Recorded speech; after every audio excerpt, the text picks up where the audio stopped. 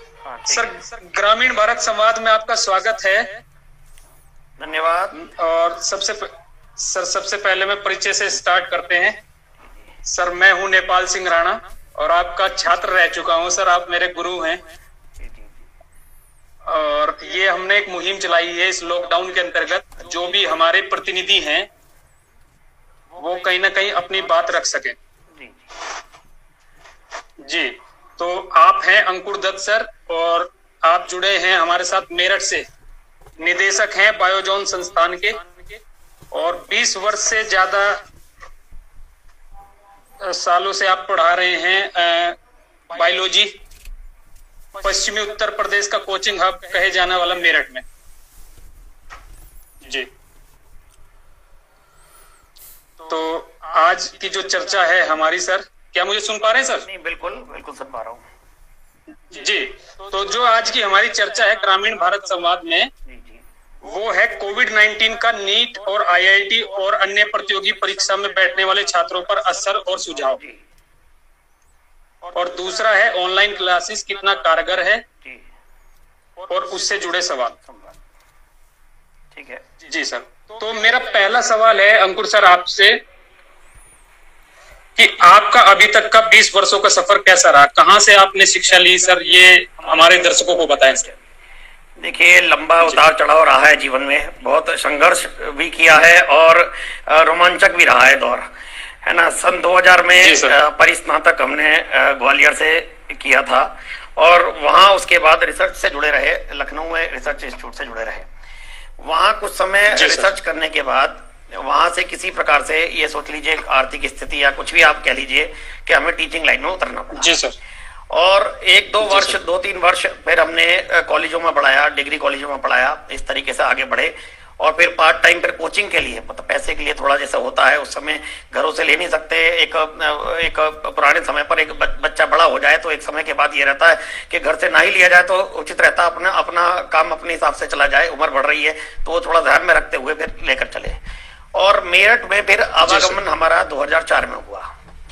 मेरठ में 2004 में आए, संस्थाओं से जुड़े, कोचिंग में जुड़े और निरंतर प्रयासरत करते रहे बच्चों के हित में। और भाई आपको ऐसी बात बताए कि इतना वो मेरठ में आने के बाद जो क्षण रहा हमारा संघर्ष का, 2004 से हमने सुबह मेरठ क्लास ली, दोपहर रुड़की, शाम में हरिद्वार, रात में फिर मेरठ आ रहे हैं। मतलब एक समय बहुत वैसा निकाला, पूरा पश्चिमी उत्तर प्रदेश हमने कवर कर डाला। मैंने सहारनपुर पढ़ाया है, रुड़की पढ़ाया है, हरिद्वार पढ़ाया है, और लेकिन मेरठ नहीं छोड़ा।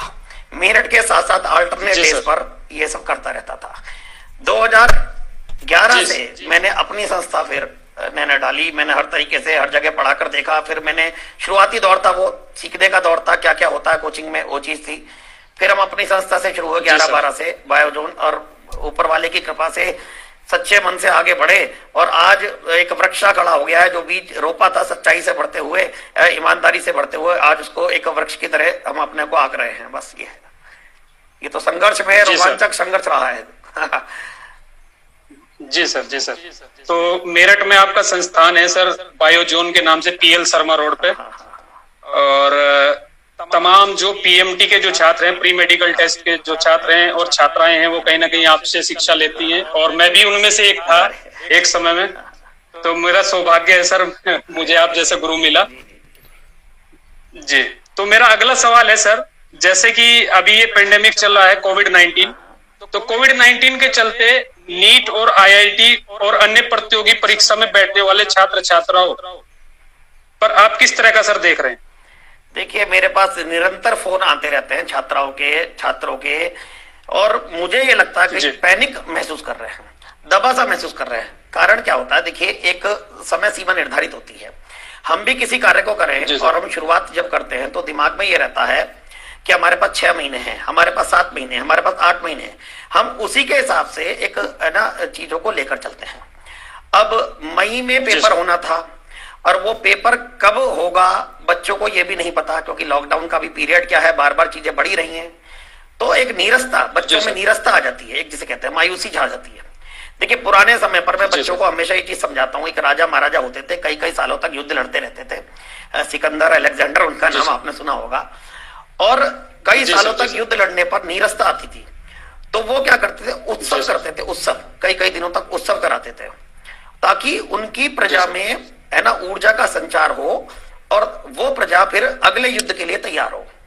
लेकिन अब यहाँ तो मैं बच्चों को ये भी नहीं कह सकता, छात्रों को, कि आप ऊर्जा का संचार करो, because they have no option to go outside. उन्हें घर पर ही रहना है और आगे बढ़ना है। तो मैं तो उनसे यही कहना चाहूंगा, देखिए बेटा, एक लक्ष्य निर्धारित आपने किया है, मन नहीं करता लेकिन आपको फॉलो करना है, अपने गोल को अचीव करना है।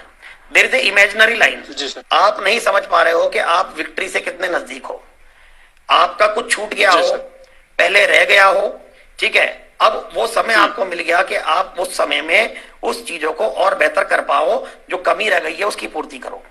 जो छात्र छात्राएं बाहर पढ़ते हैं, कई जगह कोटा में, दिल्ली में जाते हैं, कई बार कहते हैं जी उनकी तैयारी है, ये है वो, अरे सब समान खड़े हैं इस समय, है ना, सब समान खड़े हैं। जो आपके साथ है कंडीशन, वो दूसरे के साथ है, वो तीसरे के साथ है।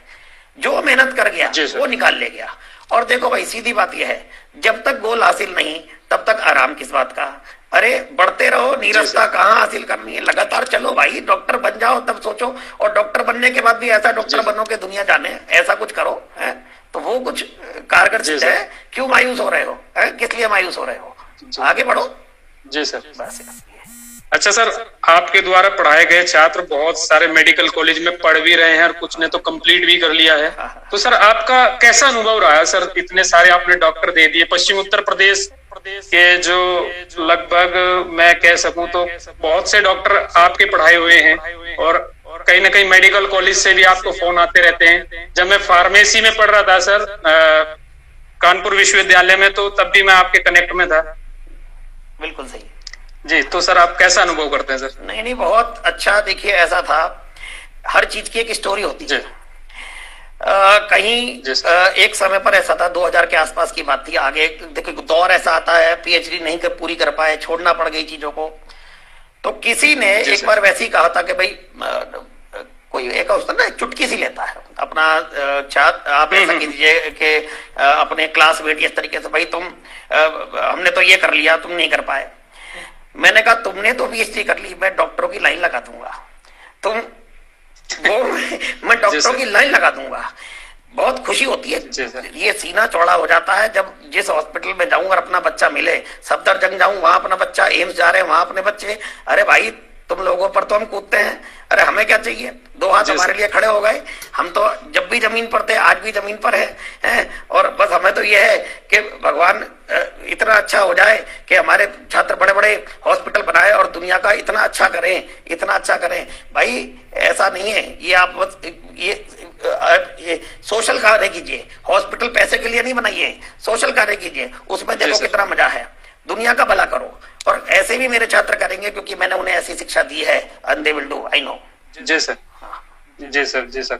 अच्छा, फेसबुक के माध्यम से मुझे कुछ संदेश प्राप्त हो रहे थे सर। मैंने आपके साथ एक पोस्टर डाला था क्योंकि आप इस ग्रामीण भारत संवाद से जुड़ने वाले थे, तो कहीं ना कहीं इसके माध्यम से हम किसानों के मुद्दे और जो ग्रामीण क्षेत्रों के जो छात्र हैं उनके मुद्दे कहीं ना कहीं उठाते रहते हैं। तो मुझे फेसबुक के माध्यम से कुछ संदेश मिल रहे थे, तो उसमें कुछ लोगों ने लिखा कि अंकुर सर से ये जरूर पूछना कि उनका एनर्जी का राज क्या है सर? अरे एनर्जी का राज बच्चों का विश्वास, एनर्जी का राज बच्चों का विश्वास। विश्वास मतलब सच्चाई। लोग मुझसे कहते हैं अंकुर सर आपके बारे में लोग विभिन्न बातें करते हैं।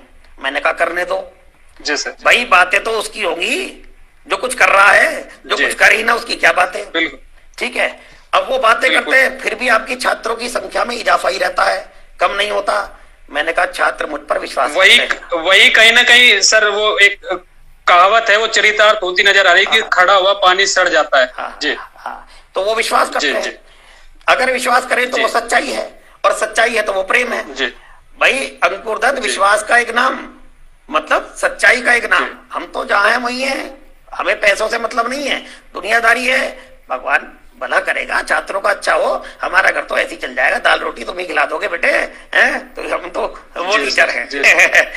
तरक्की करो।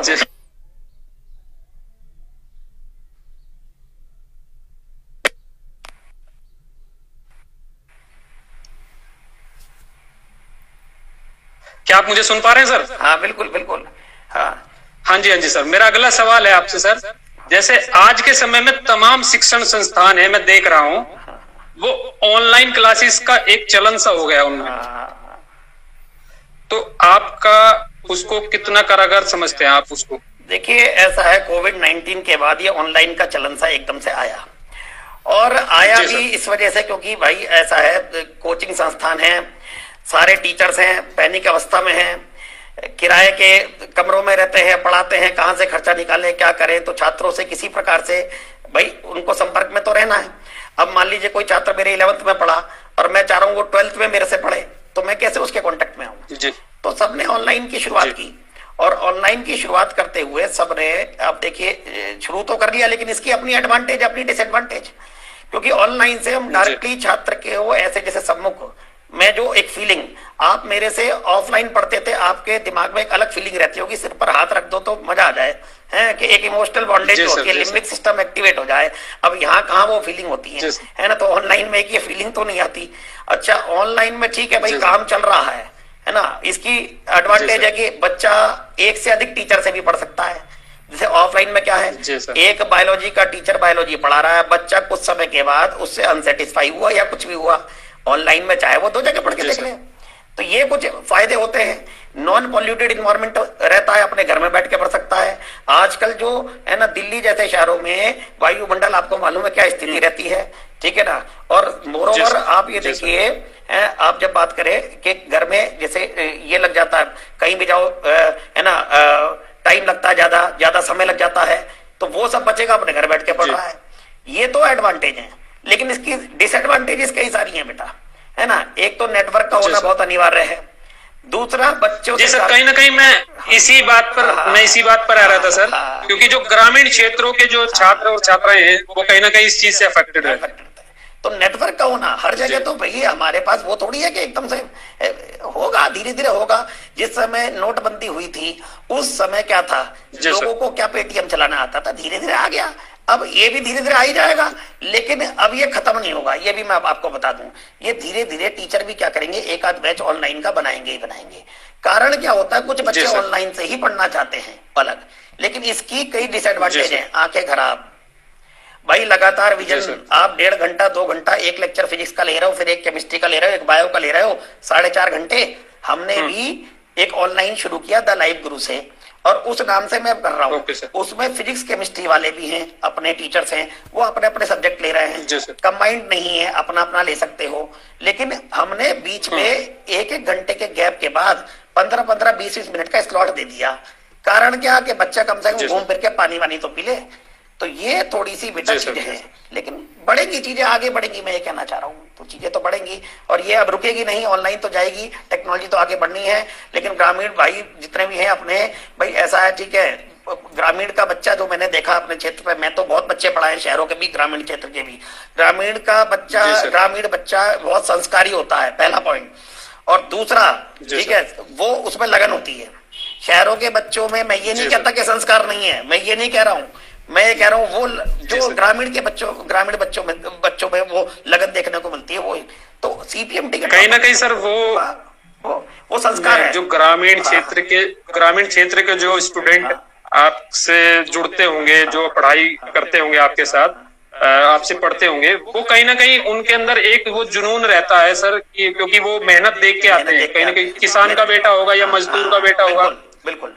तो अब हमने मेहनत लगता है कि पढ़ना ही है। अब हमने मेहनत देखी है, तो हमें लगता है भाई ये मेहनत कर रहा है, उसको रात दिन जगता है भाई, जो दे दो करता है वो, तो अच्छा खुशी होती है। बच्चों पर बढ़ रहे हैं, लेकिन इस पर भी ग्रामीण क्षेत्र भी ऑनलाइन को हिट मारेगा। लिखित गारंटी देख लो, 2 साल बाद है ना, कई चीजें पहुंचेंगी। जी सर। तो सर मेरा अगला सवाल आपसे है सर, अंकुर सर, मेरठ को जैसे पश्चिमी उत्तर प्रदेश का कोचिंग हब माना जाता है सर, और जहां पर आपका संस्थान है पीएल शर्मा रोड, वहां तो लाइन से कोचिंग सेंटर है सर। तो तमाम जो शिक्षण संस्थान है उन पर आप किस तरह से और किस रूप में आप असर देख रहे हैं इस कोविड-19 का? देखिए ऐसा है, असर तो अभी तक तो देखिए सब भयभीत से ही हैं। मैं आपको बता दूं, क्योंकि देखिए प्राइवेट टाइप की चीज है ये, कोई गवर्नमेंट से हमें किसी प्रकार का कोई अनुदान या कोई चीज नहीं मिलती है, बच्चों पर मेहनत कर रहे हैं, आगे बढ़ रहे हैं, ये चीज है। किराया कैसे निकालें, स्टाफ का खर्चा कैसे निकालें, तो ये थोड़ा सा अभी चीजें हैं, लेकिन इसका एक प्लस पॉइंट नियर फ्यूचर में होगा। वो प्लस पॉइंट क्या होगा, देखिए इस बार छात्र छात्राएं आप कोटा चले गए, दिल्ली चले गए, बाहर चले गए, मैं किसी एक शहर की बात नहीं कर रहा, बाहर चले गए। मैंने ये अभी पढ़ा या न्यूज़पेपर में पढ़ा, वहां से छात्र निकल कर नहीं आ पा रहे, माँ बाप। जी सर, अभी मैं आपको मैं बता दूं, अभी हरियाणा सरकार ने बस भेजी थी, उत्तर प्रदेश सरकार ने बस भेजी थी, वहां पर वहां के जो छात्र छात्राएं हैं वो कहीं ना कहीं उनको घर तक पहुंचाया जाए। जी, आप ये देखिए पेरेंट्स इतनी दूर पहुंचाते हैं नाम के चलते। मेरठ में लिखित गारंटी दे दूं, उससे भी बेहतरीन टीचर होंगे। मेरठ यूनिवर्सिटी हब है और पढ़ाई में बड़े से बड़े महारत निकाले हैं, तो ऐसे जगह पर टीचर नहीं होंगे, आप वहां भेज रहे हो। अब वहां जाकर बच्चा पैनिक, माँ बाप से दूर, भाई घरों में बच्चा है, पैनिक हो रहा है, मम्मी पापा ने सिर पे हाथ रख दिया, आधी बीमारी तो वहां छूमंतर हो जाती है कि बेटा हो जाएगा जो होना है। सही कह रहा हूँ, गलत कह रहा हूँ? और बाकी हम टीचर, बिल्कुल बिल्कुल सही है सर। वहां कौन देखेगा? चलो वो हैं टीचर हैं, लेकिन भाई घर घर होता है।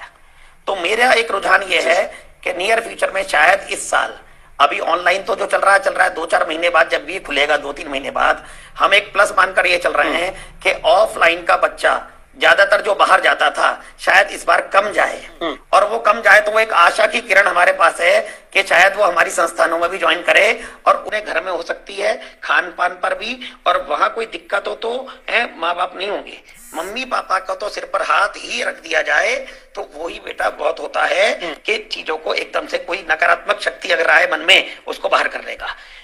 तो पेरेंट्स तो इतनी दूर भेजते हैं, उससे बहुत अच्छे टीचर हमारे मेरठ में है। मैं ये कहना चाहूंगा, विश्वास एक बहुत बड़ी चीज होती है, और आगे बढ़ा जाए तो मुझे लगता है कि शायद ऑफलाइन में इस बार पेरेंट्स इस स्थिति से पैनिक होकर कहीं ना कहीं अपने ही क्षेत्र में ज्वाइन कराएंगे, और जिससे थोड़ा सा हम लोगों को है ना अच्छा लगेगा। जी, अच्छा, पिछले दिनों मैंने देखा कि कोटा में कुछ छात्र फंस गए थे, तो उनको योगी सरकार उत्तर प्रदेश की वहां से निकाल के लेके आई है, बस भेज करके। हरियाणा सरकार ने भी ये कदम उठाया था। अच्छा, मैं आपसे जानना चाहता हूं कि जिस तरीके से एक पेरेंट्स में एक मिथ्या बनी हुई है कि नहीं, अगर प्रतियोगी परीक्षा की अगर तैयारी करेंगे तो बच्चा कोटा भेजना चाहिए या दिल्ली भेजना चाहिए, तो इस पर आपकी क्या स्पष्टता है? आपका क्या? मैं ये कहता हूँ, अंकुर दत्त यहाँ बैठा है, 20 साल पुराना टीचर, चाहे कोटा हो चाहे दिल्ली हो, अंकुर दत्त इज ओवर हियर। अब कोटा और दिल्ली के टीचर अगर इस माध्यम से सुन रहे हैं तो हम यहाँ खड़े हैं, पेरेंट्स को हम विश्वास दिलाते हैं। ठीक है, आप जो टॉपिक कहोगे हम वहां से शुरू करेंगे। मैं अपने को प्रूव नहीं करना चाहता, मैं अपने को नहीं कह रहा हूं, मेरठ में ऐसे बहुत टीचर हैं, अरे इतने साल का एक्सपीरियंस है भाई, मेरठ हब रहा है, कोई इस बात को मानता नहीं। मेरठ यूनिवर्सिटी टॉप मोस्ट यूनिवर्सिटियों में आई है और रहती है और आगे बढ़ती है। ठीक है, बड़ी बड़ी डिग्री है, पीएचडी होल्डर जितने पुराने हैं सब मेरठ के ही हैं। ठीक है, तो इतने बेहतरीन टीचर हैं यहाँ, वो तो आप वही वाली बात होती है, परखोगे तो जानोगे, परखा नहीं तो क्या जानो, है तो आप देखिए उनसे बेटर पढ़ा देंगे मेरठ के टीचर, इतना दम रखते हैं। जी, कहीं ना कहीं मैं उत्तर प्रदेश में कानपुर में मैंने पढ़ाई की, कानपुर विश्वविद्यालय परिसर में मैंने पढ़ाई की, तो कानपुर भी अपने आप में एक कोचिंग का हब माना जाता है। उधर फिर मेरठ के बाद कानपुर का नंबर आता है, फिर कानपुर से आगे फिर इलाहाबाद पड़ता है। तो कहीं ना कहीं जिन पेरेंट्स के अंदर ये एक मिथ्या का कारण बना हुआ है कि नहीं पढ़ाई तो बस कोटा या दिल्ली में है, तो उनको ये एक सीधा संदेश है आपके द्वारा कि टीचर्स अभी मेरठ में भी हैं। तो कहीं ना कहीं पश्चिमी उत्तर प्रदेश के जो छात्र हैं वो कहीं ना कहीं वो आपकी ओर आकर्षित होंगे, हम ऐसी आशा करते हैं। तो हम सुनो, आकर्षण, हम तो आकर्षण का केंद्र ही नहीं है ना, हमारे यहाँ कलरफुल चीजें मिलेंगी ना, एक बड़े रंग बिरंगे होर्डिंग मिलेंगे ना, उस माध्यम से ये सब करते हैं। हम तो क्या कह रहे हैं, टीचर वो टीचर हो जो क्लास में पढ़ाए। टीचर मैं कुर्ता पहनता हूँ और वो कोई टाई लगाता है, तो भाई टाई लगाने वाला क्या अच्छा हो जाएगा? आप ये बताओ, कुर्ते वाला भी अच्छा है और लाख गुना अच्छा है, अपनी संस्कृति फॉलो करके आगे बढ़ रहे हैं। ये कहना चाह रहा हूँ। इस बात से मैं आपकी सहमत हूँ, कहीं ना कहीं क्वालिटी मैटर रखती है। जी। तो मेरा अगला सवाल है सर,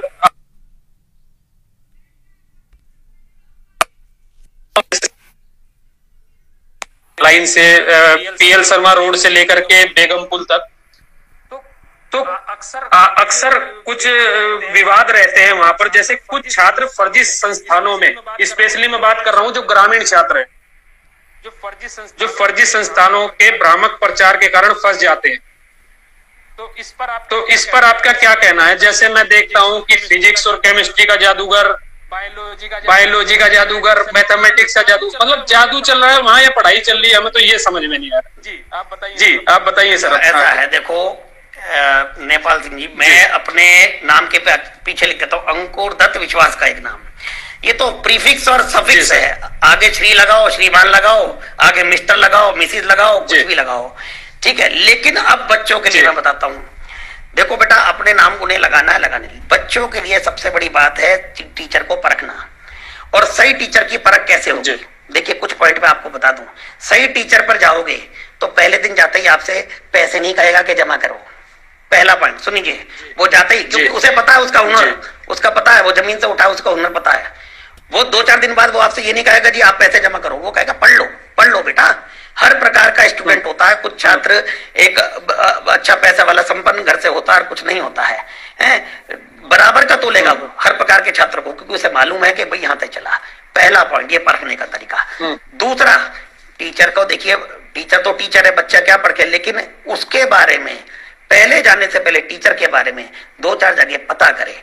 और पता कैसे? वो होर्डिंग देखकर नहीं, ऐसे आपको स्टडी, ग्राउंड स्टडी करनी पड़ेगी।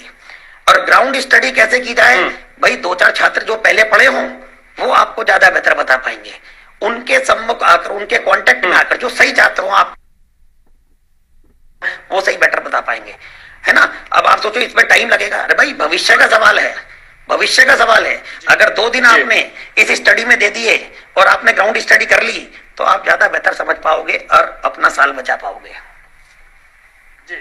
जी अच्छा अंकुर सर, मेरे पास बहुत से लोगों के सवाल आ रहे थे फेसबुक के माध्यम से और ट्विटर के माध्यम से। तो कुछ लोग ये पूछ रहे थे कि ऐसा क्या है कि अंकुर सर की एनर्जी का राज क्या है? अरे एनर्जी का राज है छात्रों का विश्वास, सच्चाई, निरंतर आगे बढ़े। और लोग कुछ भी बोले, ऊपर वाला जो सच्चा आदमी है उसका बाल भी बाका नहीं हो सकता, ये हम लिख दे दे। और मैंने अपने को देखा है इस पर, सच्चाई से अड़िग रहता हूं, जो कह दिया तो कह दिया। और एनर्जी का राज यही है कि बच्चों के खिलखिलाते चेहरे दिखते हैं, उनके सिलेक्शन होते हैं, छाती चौड़ी हो जाती है, 56 इंच की हो जाती है, जो कि है नहीं, ठीक है। तो लेकिन खुशी होती है बच्चों के चेहरे देखकर। तो बस ऐसे ही पढ़ते रहो, आगे बढ़ते रहो, नाम रोशन करो, और हमें क्या चाहिए भाई, बस यही है। जी सर, तो कहीं ना कहीं जैसे ये एक पेंडेमिक स्थिति है अभी कोविड-19 को लेकर के, तो जो छात्र छात्राएं हैं, आपके स्टूडेंट्स हैं, और इन फ्यूचर वो प्री मेडिकल टेस्ट की तैयारी करना चाहेंगे, चाहे वो बायोजोन से करें या पीएल शर्मा रोड पे किसी और संस्थान से करें, तो आप उनको क्या संदेश देना चाहते हैं? देखो नेपाल सिंह जी बेटा, ये जितने बच्चे तैयारी करते हैं, मैं उनसे कहना चाहता हूं कि कभी निराश नहीं होना जीवन में, ठीक है। हर मोड़ पर संघर्ष है, लेकिन जो निरंतर चलता गया, हर रास्ते में रास्ता है, हर रास्ते में रास्ता है। आखिर तक जाओ, मेहनत से जाओ, बहुत ऊंचाइयों पर पहुंचोगे। आप सोचो अभी नहीं मिल रहा, एक एज ग्रुप होती है, वो एज ग्रुप थोड़ी सी निकलती है संघर्ष में, उस पर रहता है कि पेरेंट्स की आशाएं, बाहर वालों की आशाएं, पड़ोसियों की ज्यादा आशाएं होती हैं। मतलब कहीं भी जाओ तो, मतलब आप समझ पा रहे हो मैं क्या कह रहा हूँ। बच्चा पैनिक हो जाता है, पैनिक हो जाता है, रिश्तेदारों की आशा है, सबकी आशा है। पैनिक नहीं होना, ये सबका समय है, हमने भी ऐसा ही निकाला है। लेकिन निरंतर चलते रहे, 100% अपना देते गए, मेहनत करते चले गए, दुनिया की ताकत नहीं जो तुम्हें रोक दे। और बेटे बहुत अच्छे जगह पर जाओगे, और ऐसा सोचो कि समाज का भला करो। कई बार बच्चे सिलेक्शन से 1 नंबर से रह गया, सर लक साथ नहीं दिया। अब मैं बताऊं लक क्या होता है। वो बच्चा ये सोच रहा है डॉक्टर बनते ही खूब पैसे आएंगे, ओह ऊपर वाला भी देख रहा है, खूब पैसे आएंगे, 1 नंबर इसका कम कर दो। समझे भाई, भलाई का सोचो, ये सोचो कि डॉक्टर बन गए, दुनिया का भला करेंगे, 4 हाथ खड़े होंगे, अच्छा हॉस्पिटल बनाएंगे, लोगों का भला करेंगे, खूब आ जाएगा, नोट भर भर के आएंगे, खूब आएगा, लेकिन भलाई में दूसरों की अपनी भलाई है, ये चीज समझनी बहुत जरूरी है। तो आगे बढ़ो, बिल्कुल पैनिक मत हो जाओ, ठीक है। और मेरे माध्यम से कहना चाह रहा हूं, सफलता तुम्हारे कदम चूमेगी, बस निरंतर आगे बढ़ना पड़ेगा। जी सर, जी सर। अच्छा सर, आपका जो संस्थान है बायोजोन, वो मैं देख रहा था कि 15% की जो छूट देता है छात्राओं को, तो थोड़ा उसके बारे में बताइए सर आप। अरे नहीं बेटा, ऐसा है, देखो एक ऐसा था, मेरे यहाँ कई स्टूडेंट पहले आए हैं और मुझे इंटरनली ऐसा फील हुआ कि जैसे एक समय पर, अब तो देखिए समय बदल रहा है, बहुत कुछ चेंज हो गया, मैं आज से 10-15 साल पुरानी बात बता रहा हूँ। तो ऐसा लगता था कि जैसे जब हम बचपन में थे कि एक परिवेश होता है, ग्रामीण परिवेश है, कि छात्राओं की तरफ पढ़ाने का रुझान है ना, घर में थोड़ा कम था। धीरे धीरे चीजें बदली, तो हमने मन बना लिया था कि जब भी अपनी कोचिंग डालेंगे तो छात्राओं के लिए अलग से कुछ ना कुछ, ठीक है, करेंगे, ताकि जागरूक होकर पेरेंट्स भाई आगे पहुंचे, और कुछ ऐसा लगे कि उनके फीस में कमी है या कुछ है, खुलकर अगर वो बात करें तो 15% ही नहीं है ना, ये 50 भी हो जाता है, ऐसा इसमें दिक्कत नहीं है, ठीक है। बस बच्चा मेहनती हो और भाई माँ बाप का नाम रोशन करे, बस वही सब कुछ है। अच्छा सर, तमाम जो मेडिकल कॉलेज हैं जिनमें आपके छात्र पढ़ रहे हैं, कहीं ना कहीं MBBS कर रहे हैं, कुछ लोग MD कर रहे हैं, कुछ MS कर रहे हैं, और तो कहीं ना कहीं आपको मिलते होंगे, जैसे कानपुर मेडिकल कॉलेज में पढ़ रहे हैं या दिल्ली में पढ़ रहे हैं, सफदरजंग में, मेरठ मेडिकल कॉलेज में भी बहुत सारे छात्र हैं, तो आप कैसा फील करते हैं सर? जैसे मैं भी कानपुर विश्वविद्यालय में पढ़ा हूँ जी। हेलो, हाँ हेलो, जी सुन पा रहे हैं सर? तो आप कैसा फील करते हैं सर जब उन डॉक्टरों से आप मिलते हैं जो आपके द्वारा डॉक्टर जी? ये तो डॉक्टरों पे डॉक्टर, और देखो सीना चौड़ा, और उनके भी बच्चे भी पढ़ाऊंगा अभी, तो मैं उनके भी बच्चे पढ़ाने हैं, मैं बता रहा हूँ, और लंबी प्लानिंग है अभी तो बढ़िया लगता है भाई। एम्स में जाए, सफदरजंग जा रहे हैं, मेरठ मेडिकल जा रहे हैं, बड़े बड़े संस्थान जा रहे हैं, हर जगह बच्चे पहुंच रहे हैं, मन बहुत खुश हो जाता है। हमारे कुछ मित्र थे, कभी कभी किसी की बात चुप जाती है, और कई बार कहता है कि जीवा से कुछ निकल जाए तो भगवान सुन लेता है। तो किसी सर, मैं भी आपका एक छात्र रहा हूँ, तो मेरे ऊपर आपका आशीर्वाद रहा है, मेरे शिक्षा गुरु रहे हैं आप कहीं ना कहीं।